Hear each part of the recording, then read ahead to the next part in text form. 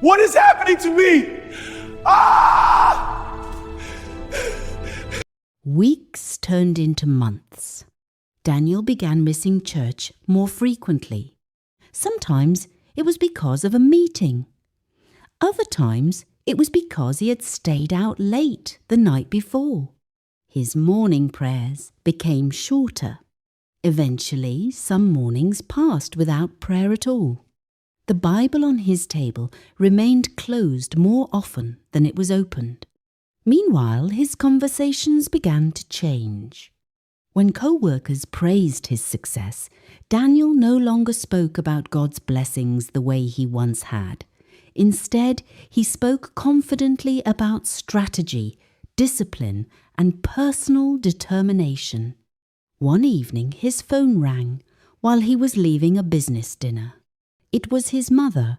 "Hello, Mom," Daniel answered. "Daniel," Mary Carter said warmly, "I was just thinking about you. Are you still making time for church?" Daniel sighed quietly. "Mom, things are different here. I'm very busy." "Being busy is not a reason to forget God," she replied gently. Daniel glanced around at the elegant restaurant behind him. "Mum," he said with a slight edge in his voice, "my success comes from hard work. I can't spend all my time in church." There was a brief silence on the other end of the line. Mary spoke softly. "Hard work is good, Daniel. But remember who gave you the strength to work." Daniel ended the conversation quickly, brushing aside the uneasy feeling that followed. That night, standing in his luxurious apartment overlooking the city lights, Daniel felt proud of everything he had achieved. What he did not realize was that the humility that once defined his life was slowly being replaced by something else. And pride, when left unchecked, often leads a person further away from the very faith that once guided them. As Daniel Carter's influence in the business world grew, so did his confidence, perhaps more than it should have. The young man who once woke up early to pray now rarely thought about prayer at all. The Bible that once rested open on his table remained untouched for weeks at a time. Church services became a distant memory. At first, Daniel told himself it was only temporary. His schedule was demanding, and his responsibilities required constant attention. But slowly, the absence of faith in his daily routine stopped bothering him.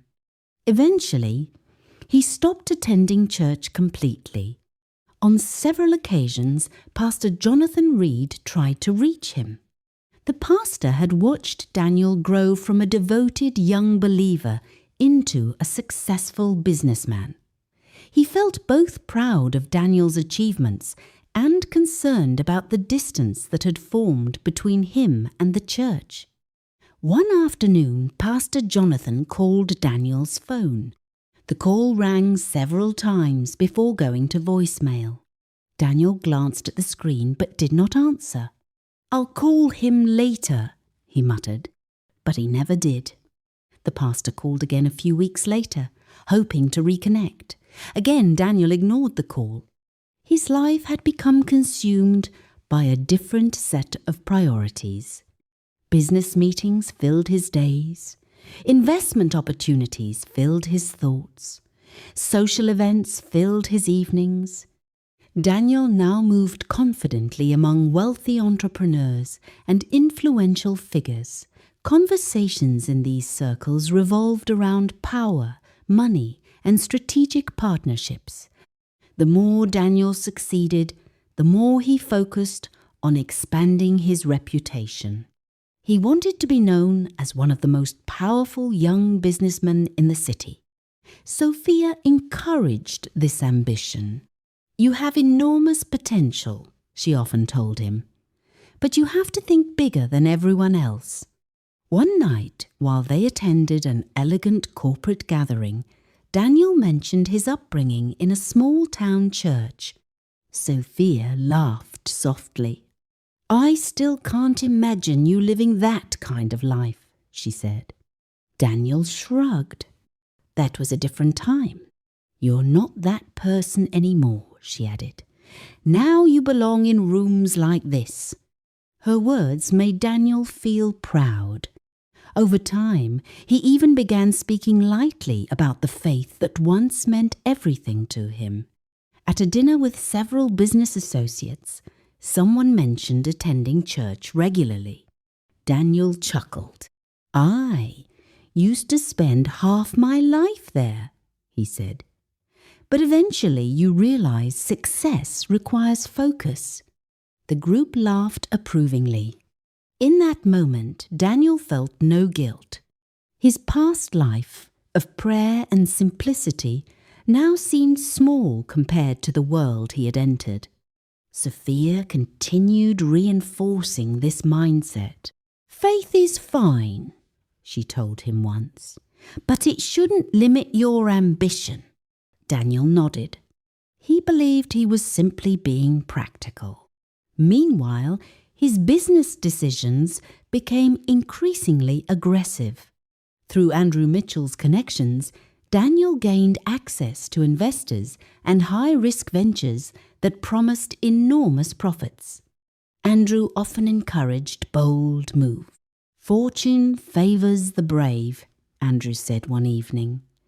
"If you want to stay ahead, you have to take big risks." Daniel embraced that philosophy. He began investing large sums of money into expanding ventures, eager to multiply his wealth and influence. Advisors sometimes warned him to slow down, but Daniel dismissed their concerns. "I know what I'm doing," he replied confidently. The humility that once guided his decisions had disappeared. Now arrogance quietly shaped his choices. At the same time, his relationship with his family grew distant. His mother called less frequently after noticing how quickly he ended their conversations. But she never stopped praying. Late at night, Mary Carter would sit quietly in the same living room where she had once prayed with her sons. Holding her worn Bible, she whispered prayers for Daniel. "Lord," she said softly, "please protect my son.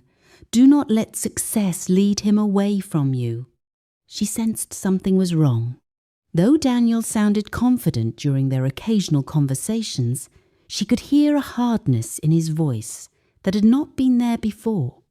Luke, now older, noticed it too. "Do you think Daniel will come visit soon?" Luke asked one evening. Mary smiled gently. "I believe he will one day."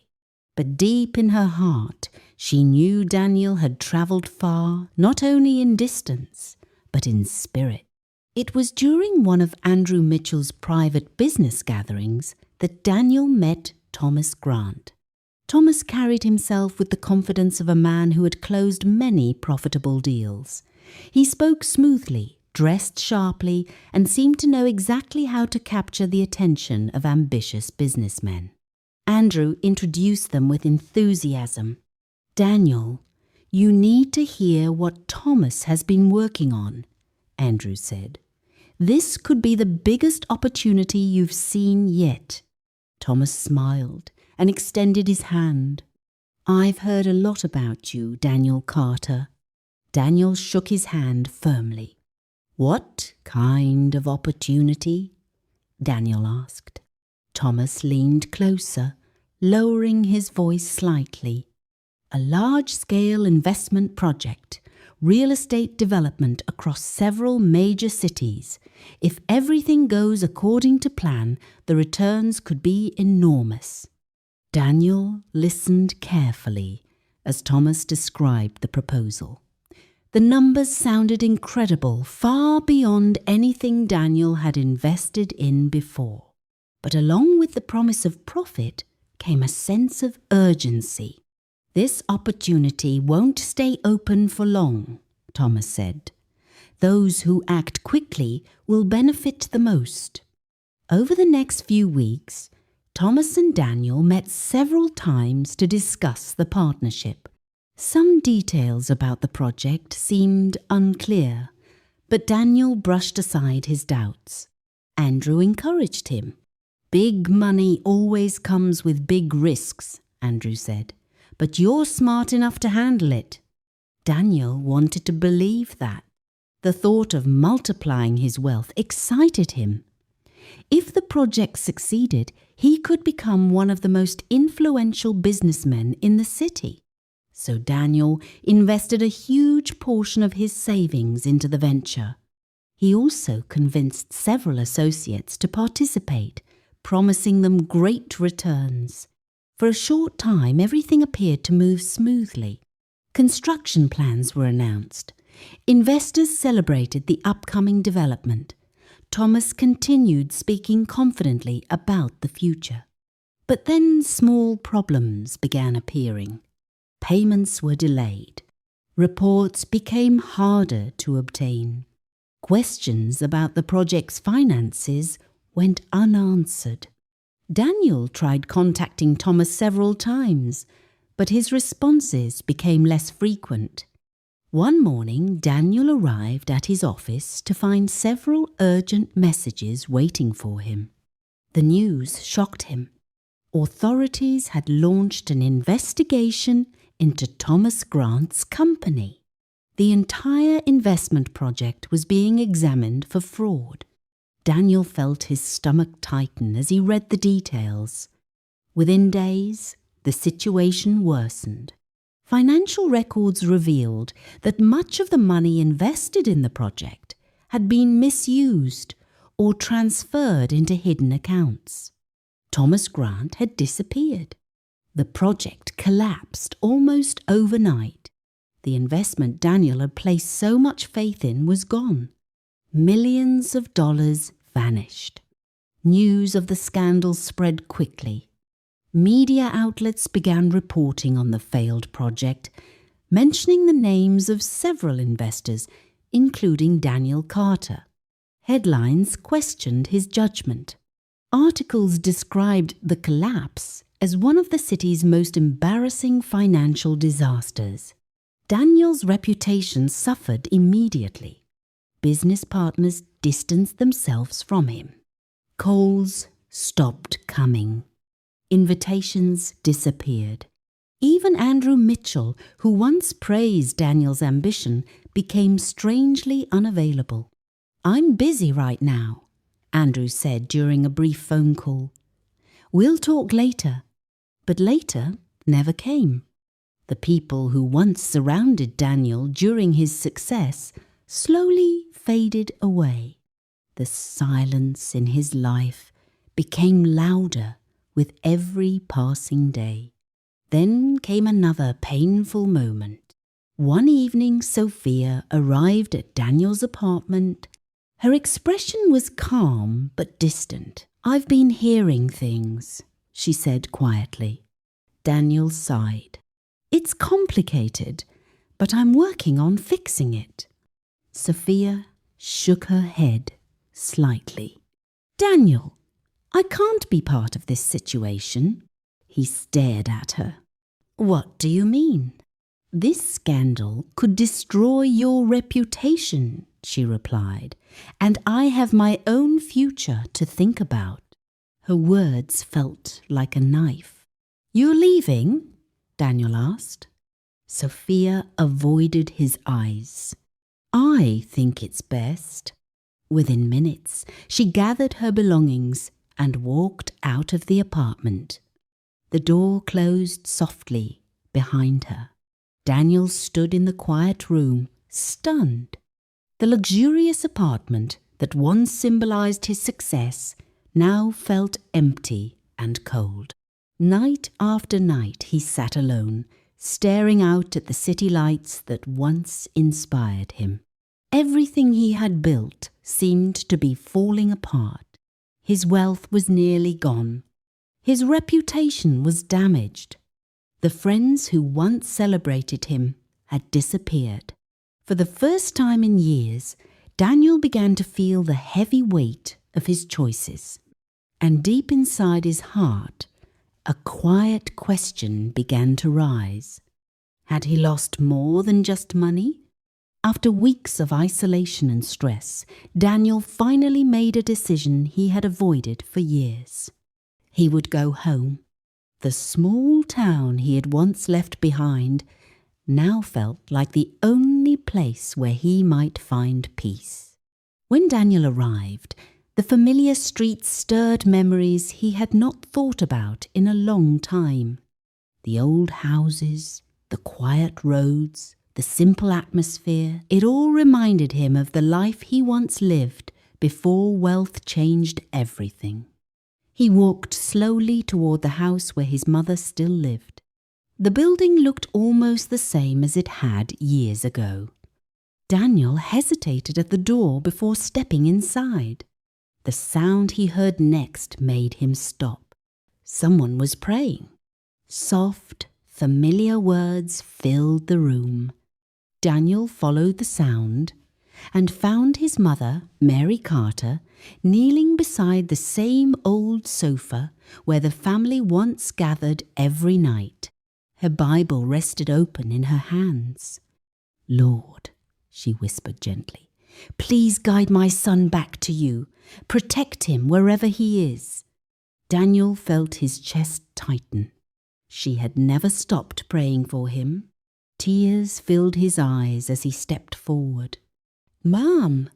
Mary turned quickly. For a moment, she simply stared at him, surprised.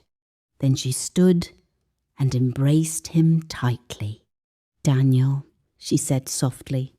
The warmth in her voice broke something inside him. "I'm sorry," Daniel whispered. Mary looked at him carefully. "You look tired, my son." Daniel sat down slowly, unable to hide the pain in his expression. "Everything is falling apart," he admitted. Mary listened quietly as he described the failed investment, the lost money, the broken relationships, and the loneliness that followed. When he finished, the room grew silent. Finally, Mary spoke. "Daniel," she said gently, "God never abandoned you." Daniel looked down.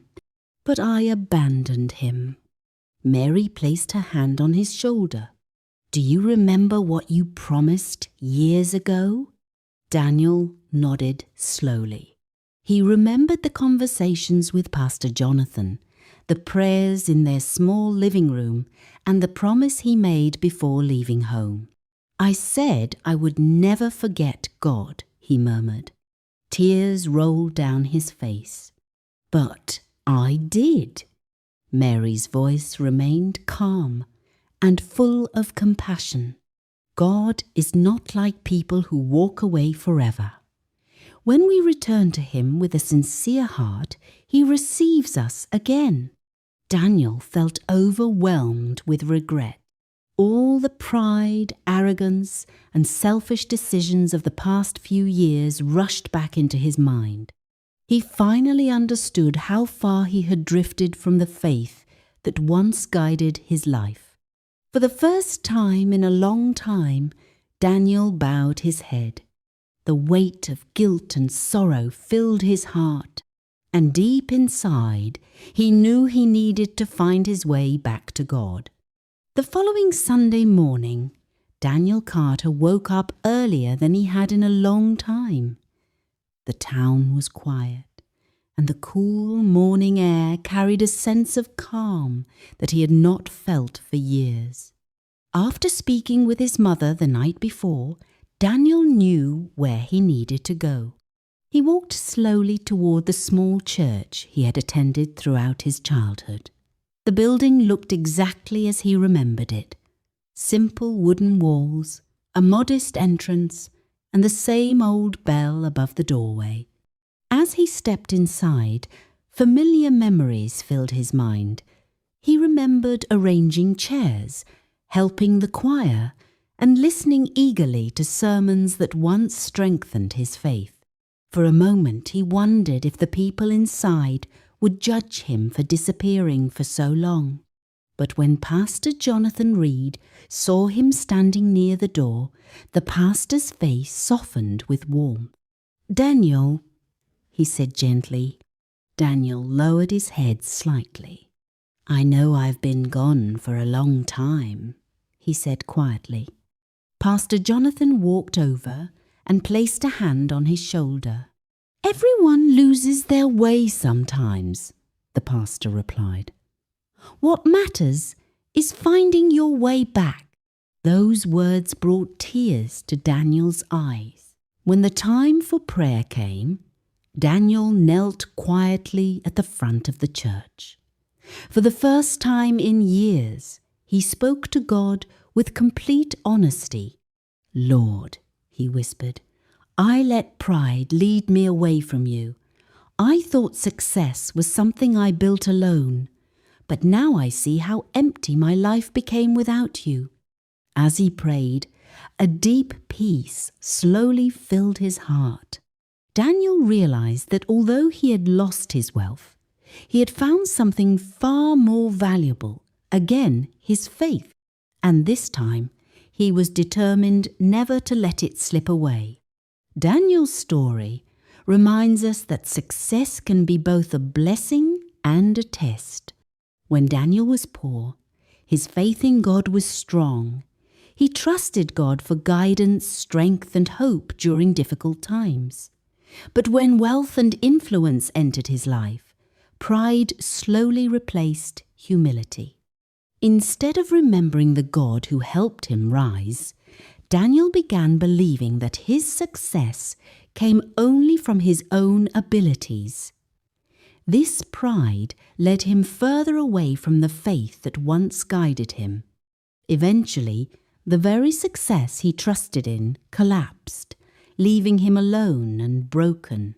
Yet Daniel's story also shows something powerful about God's love. Even after Daniel walked away, God did not abandon him. When Daniel returned with a sincere and repentant heart, he found forgiveness, peace, and restoration. True success is not measured by wealth, power, or status. Real success is remaining faithful to God in both seasons of struggle and seasons of prosperity. Because no matter how far someone may wander, God is always ready to welcome back those who humbly return to Him.